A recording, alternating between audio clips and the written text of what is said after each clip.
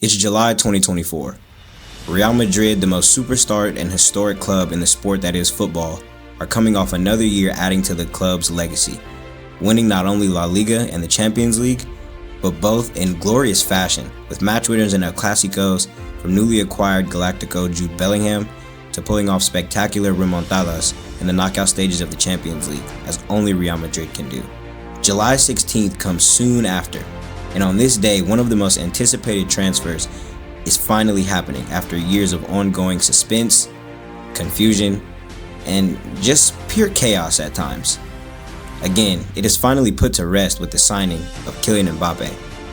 Now, coming off a season riddled with success, and adding a World Cup winner, a player with 300 plus goals, and a fear factor that he has installed in defenders all across Europe, all before the age of 26.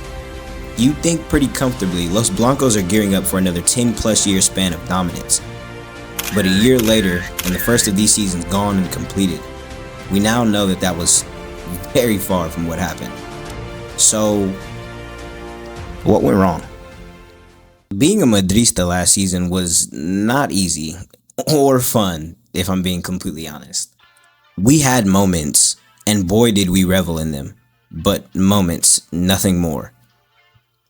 I got this battery put in my back to make this video because of the absurdity that is the current state of our fan base. And can I just say candidly, what the fuck are we doing? The reason for our lackluster season last year is actually very simple, and in this video I'm going to do my best to make you see that. If you came to this video looking for, hate on a specific player, click off. This isn't for you, and quite honestly, you don't know ball. Let's go back to 2024 for a second. I don't know about you, but the 23-24 season put a raging fire in my Madrid spirit, and the main cause of this was Vinny Jr. changing his number to that of the GOAT. But not just him changing his number. The fact that he made the switch and then went on to have the best year of his career and ending it with an exclamation mark by scoring in yet another Champions League final. That's 2 for 2, by the way. In terms of numbers, Vinny has had better seasons, but true lovers of the game know numbers are not entirely the makeup of greatness. The way Vinny dominated in 23-24, controlled games while having his way with any left back and back line all year, was a sight to behold. Like, bro, doing this in a UCL final is nuts. So to see him take a dip in form the way he did hurt, but it had very little to do with the addition of Mbappe. Was the chemistry instantly radioactive like we thought it'd be? No. But let me give you some numbers and context. For this video, we're only going to use numbers from La Liga, seeing as that's where we got ridiculed the most. Champions League, we had our issues too, but La Liga, we underperformed massively. In 2024, Vinny bagged 15 goals while also putting up 5 assists in 26 La Liga matches. While in contrast, with the addition of Mbappe in 24-25, Vinny's goals dropped from 15 to 11. Some of you are already probably thinking, this is already proof Mbappe was a hazard to Vinny. No pun intended, I swear. In all seriousness though, this simply isn't true, because while Vinny's goals dropped by 4, his assists went up from 5 to 8. Now some of you might be saying, Vinny was progressing as a goal scorer and becoming more clinical, which is why he was becoming one of the best in the world. And Mbappe impeded on that progress, to which I would say, you simply don't know what you're talking about, and here's why. There is a common denominator for Vinny's best goal scoring seasons. Let's see if you can figure it out. Here are Vinny's La Liga goal tallies for the last 4 seasons. 17 goals in 21-22, 10 goals in 22-23, 15 goals in 23-24, and 11 goals in 24-25. Notice anything? Look at the 2 highest goal scoring tallies. 21-22 is his highest goal scoring year for the club, with 23-24 being 2 goals short of that. The common denominator? Both years Vinny heavily scored for the club, we had a very big in-the-box goal-scoring presence. In 21-22, it was Ballon d'Or Benz, and in 23-24, it was a mix between Jude, who scored out of his mind that year, so much so he even had more goals than Vinny with 19, and the addition of Joselu. So statistically, Vinny scores more goals with a goal scorer in front of him, and you can't say it has to be a pure 9 like Benzema, because Jude is far from. He just makes runs into the box throughout the game. And the biggest thing for me with this specific topic is the actual play, the eye test, and what really went on during those games. Vinny having a bigger goal threat than him on the pitch helps his style of play. Why? Because unlike Mbappe, Vinny is a pure winger, while Kylian is a hybrid, much like Ronaldo. Vinny can catch defenses and keepers completely off guard because you have to worry about the main goal threat, and you also have to worry about this lightning fast Brazilian killing your left back the entire game and getting into the box consistently. And when he gets into the box, you don't know if he's passing or if he's going for goal. This is where you might say, I thought stats weren't everything. And you're absolutely correct. So on the topic of Vinny's scoring and Mbappe's effect on him, let's talk about important moments. In games against top 4 teams in La Liga in the 23-24 season, Vinny scored, take a guess. The answer, 2. 2 goals. Just 2 goals in the total of 8 games it takes to play each team twice. Now can you guess the amount of goals he scored against top 4 teams with Mbappe? The answer, 1 goal. Now you wouldn't dare say Vinny isn't a big game player, right? No, you wouldn't, because that simply isn't true. Vinny has showed time and time again, much like in the Champions League finals, that he is a big game player. Vinny just happens to be more than a goal scorer, whereas Kylian in comparison scored 6 goals against top 4 teams in his first season, which doubles Vinny's total for the last 2 seasons. Why? Because Kylian is a goal scoring hybrid, not a pure winger like Vinny. And that is what we brought him in for. Now, that's the perfect segue to Mbappe, and let's cover that side of the fan base that's tearing everybody in two. Things with Kylian are way more simple. Asking a player who was able to become the best player in the world, playing the way he plays, playing the position he plays, to then switch and play central when that's not his game is no simple task. And thinking that it is crazy, especially when majority of the people who have that opinion couldn't lace him up right now and go score a goal in a pickup game at your local park. On one hand, Kylian has brought this upon himself by earning Ronaldo comparisons and getting to such a level that brings higher expectations, which is why this season was considered a quote-unquote bad year for him, all while he led the team in goals, won the Pichichi in his first year, scored in almost every big game we had, and passed not only Ronaldo, but many more Real Madrid legends and set a new record for most goals scored in a debut season with Los Blancos. This is a year for most players that would catapult them into a new stratosphere, whereas Kylian has been up here since 2018. The narrative that Mbappe ruined our team's flow and chemistry is weak, faulty, and just outright absurd.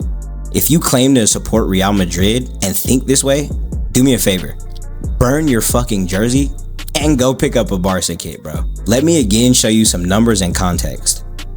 Our average time of possession without Kylian in the 23-24 season came in at around 59.4% for the year. Take a guess on if our time of possession was higher or lower with Kylian. If you guessed lower, you're wrong. Our time of possession with Kylian came out to be 60.5, higher. Some of you might say, that much of a difference doesn't mean anything. Or you might say the possession means nothing if we didn't go forward and be more lethal in the attack like we did in 23 and 24, which I have intriguing information for both. Take key passes, for example. The year before Kylian, Los Blancos ranked first in La Liga with a whopping 407 key passes. However, with Kylian, we ranked first again, but this time with more passes, finishing with 444. Lastly, let's look at passes in the final third. Without Kylian in the 23-24 season, we put up 6,487 passes in the final third. With Kylian, we put up 7,025 passes in the final third. We not only had the ball more, but we passed it more, and we passed it in an attacking and more intentional way with Kylian versus without him. And he had a direct effect on that, seeing as he ranked 4th in La Liga for the year in passes in the final third with 698. Trying to blame Mbappe for our shortcomings last season is disgusting behavior. This is the guy who single-handedly got us past Man City to get to the knockout stage of the UCL with a hat trick in the second leg, and he scored in the first leg accompanied by Brahim Diaz and Jude Bellingham. This is the same guy who scored in almost every single El Clasico and was the most consistent player to suit up in those games. The same can be said for Vinny. Vinny showed up and performed. Was it to the level that we expected of him after being robbed of the Ballon d'Or? No. But in truth, that is what broke his confidence and put him off, not Kylian. But he will return. Now that we have dealt with those horrible narratives, let's talk about what actually went wrong and the 3 main reasons why I believe we dropped so badly last year. Reason number 1, and honestly the most obvious, our defense. We couldn't stop a cold last season, and I don't have to pull up numbers for you to understand that. But why was that the case? In the first 17 games of the year, Dani Carvajal and Eder Militao would both go down with season-ending injuries. Militao is a physical presence with a high IQ and a chemistry with the entire team that couldn't be replaced no matter how high the highs were with Raul Asensio. His lack of experience showed itself, sometimes at the worst times. And with Dani, you genuinely had the case that even at his age, he was the best right back in the sport. The man won La Liga, the Champions League, while still being a consistent and savvy defender with IQ to make up for his drop in speed and age. He also continued to be an amazing offensive right back, assisting all throughout the year and scoring in the Champions League final against Dortmund and then again in the Euro final. As I stated earlier, we lost both of these key cornerstones of our team and our defense just 17 games into the year. Both of them were gone, and that ties us into reason number 2 for our drop. The defensive injuries didn't stop there, as players would go out for stretches throughout the entire year, including Rudiger for 2 months, and the response by Carlo Ancelotti reveals the second reason, and that is replacements and rotations. Don Carlo has done more for us than any other manager in our club's history, but he did us absolutely no favors with the lack of tactics and rotation failure last year. Mixed with the unfortunate circumstances like so many people being out, we had to put Lucas Vazquez at right back and lose the otherworldly midfield presence of our most important player in Federico Valverde by putting him at right back in big games. Tchouaméni was also dropped deeper for defending purposes, and he struggled with that and bounced back as the season went on. Worst of all, the attempted resurgence of David Alaba, who never seemed fully healthy and was put in front of Saka for 180 minutes in the Champions League and got grilled in front of the world. People say Carlo Ancelotti did the best with what he could, and I highly disagree. We lost and drew games in La Liga we shouldn't have because Vazquez gave up goals and chances. And we had the fix. Fede should have been our right back all year. And the Alaba situation could have been fixed by letting Fran Garcia get the minutes he had earned. Just real quick, if you are of the mindset that Fran Garcia couldn't have done bare minimum a better job than David Alaba all year, or in big games, you're completely out of your mind. Garcia is a dog, and while he isn't the biggest guy, his defense is very solid and he's quick and he's good going forward as well. Garcia is getting more play under Xavi, and I don't think that's a coincidence. Go back to the numbers that I stated earlier about passes and time of possession. That lets you know we didn't play worse as a team with Kylian. Statistically, we actually played better. The difference in our drop is so simple, it's overlooked. 23 and 24 and 24 and 25 are very similar in the fact that we were down a lot of the time, and I do mean a lot of the time. We had many close games and we had shootouts throughout the entire year. In 23 and 24, however, we were consistently able to make a comeback. Last year, we weren't. The same style of no tactic, you guys just go out there and play how you want, you're the best in the world, figure it out, styled ball was played in both seasons. The only difference was the shape of our team changed last year.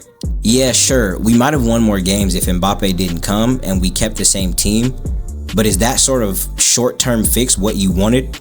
That style of play wasn't sustainable, which is why Carlo Ancelotti is gone. Even when we were winning, people had many complaints about the fact that we could never control games. I was definitely one of those people. I remember multiple games that we won last year, and I'm thinking we could have been put the game away, or this game was too close, or etc., etc. There were just too many times where we didn't have control of the game when we probably should have had control of the game. And that brings me to my third and final reason we had just candidly a shit year. No one player deserves complete and or majority of the blame for last year's performance. But in an opposite way, I'm going to give you the player who I feel is why we dropped so much. Jude Bellingham. I don't care how he does it. I don't care what he has to do. But somehow, some way, Xabi Alonso needs to put Jude back in or close to the role that he was in with Carlo in his first year. Unlike Vinny, Jude clicked with Mbappe very quickly and proved yet again he can play with these star forwards no matter who they are, from Haaland to Vinny to Mbappe. But dialing back his goal hunger, that hurt us. For the reason I gave earlier about Vinny and his goals, Jude doesn't even have to score. He has created so many scoring opportunities by the runs he makes into the box, and now with the best player of this generation on our team, there is no way him playing that way would hurt us at all. The excellence of Bellingham deserves its own video, but his change in play was very apparent on us and the way it played out last year. Especially in a year where we gave up so many goals and had a lot of shootouts, we needed 23-24 style Jude Bellingham to get us forward. I truly do hope Xavi is able to get that out of him. Moving forward, the future is beyond bright, and with the signing of Trent Alexander-Arnold and Dean Howson and Tchouaméni getting comfortable in our defense, it's secured. The future is secured. Praise God, hopefully we don't have any more injuries this year, and this year will be all about chemistry, which I'm beyond certain we'll find. When you look at the fact that Vinny, Rodrigo, and Jude are all younger than 24, with Tchouaméni being 25 and Mbappe being 26, we have no worries. The script of the video is over. I kind of just want to chat for a little bit. First and foremost, I think the biggest thing that I want to say when it comes to Mbappe is Cristiano won absolutely nothing his first year with us. It's funny how quickly people forget because of the positivity and the positive things that you did for the club. He had an entire 10-year plus run at Madrid that was fully fleshed out, and it wasn't always pretty. Like, people are instantly like making these comparisons, and ESPN FC and these apps aren't helping when they put up posts talking about who's the greatest 9 in Madrid's history. Like, why would you do that? But my point is, he was able to play his career out in this jersey fully. Ups, downs, whatever they may be, and now you're able to look back on it. Same thing with Benzema, and you see the positives for what they are. You don't look at the negatives now that he's gone. Kylian in his first year played bad in the beginning and then sparked shit up for the rest of the year. At the end of the line, when Kylian puts the jersey down, and hopefully we're the last club that he plays for, maybe he might go back home to Paris, I don't know. But when he puts the jersey down, I promise you, you're going to be able to look at this body of work that he's about to lay out, and you're not going to think of he played bad his first year. Because no one looks at Cristiano's tenure at Madrid and is like, he played bad his first year. No one does that. Well, maybe Messi fans do that. I don't know. In terms of Rodrigo, I didn't make any points about him in this video because his situation, I feel like, one, it could be its own video, but it's just too, for me, confusing. Like, it's confusingly simple, if that makes sense. Especially with the way Xabi is talking, how he wants to play, and it seems he wants to only have Kylian and Vinny up top. I think the smartest thing to do, which I've seen on Twitter a couple of times, hopefully I can find the picture and put it on the screen, is you play Rodrigo in the midfield, but on the left as a winger, and you kind of turn Vinny into more of a hybrid like how Mbappe is now, and then you just put Rodrigo on the left. In the midfield, though, Rodrigo already presses and plays defense more than Mbappe and Vinny, and he wants to be on the left. You're killing multiple birds with one stone. I think Arda is going to have his coming out party this year. We have the best right back in the world in Trent, and Danny's probably going to be coming off the bench. Like, there's no fucking way we have another year like that. I don't care about the Club World Cup, but the fact that we had a goal between the right back assisting the left back and we scored that way, that lets you know this is about to be a different Real Madrid. Lastly, I want to thank everybody for tuning into the video. If you made it this far, this is my first style video like this. I'm going to be making more as we gear up towards the season, as the season goes on, and for the rest of the time I create content, because this is one of the things that I've been wanting to do. And what better way to start it off than, I'm a nobody, but trying to put out the fire that is our fucking fan base right now. Like, what are y'all out there doing? The shit I'm seeing on Twitter is nuts. And I know in an era full of rage baiters and stuff like that, like, you kind of just got to take it for what it is. But at the same time, like, I don't find that shit funny. How are you a Real Madrid supporting page trashing Real Madrid players? I don't know. To me, that shit's not funny. Yeah, man. Thank you guys for watching the video. People that were of the mindset that we were just gonna come in and body things were right to feel that way. Shout out my boy Skills. Y'all need to stop trashing Skills. He actually be knowing what the fuck he talking about sometimes. I'm excited for the year, and I don't know. We'll see what happens. So thank you guys for staying to the end of the video if you made it this far.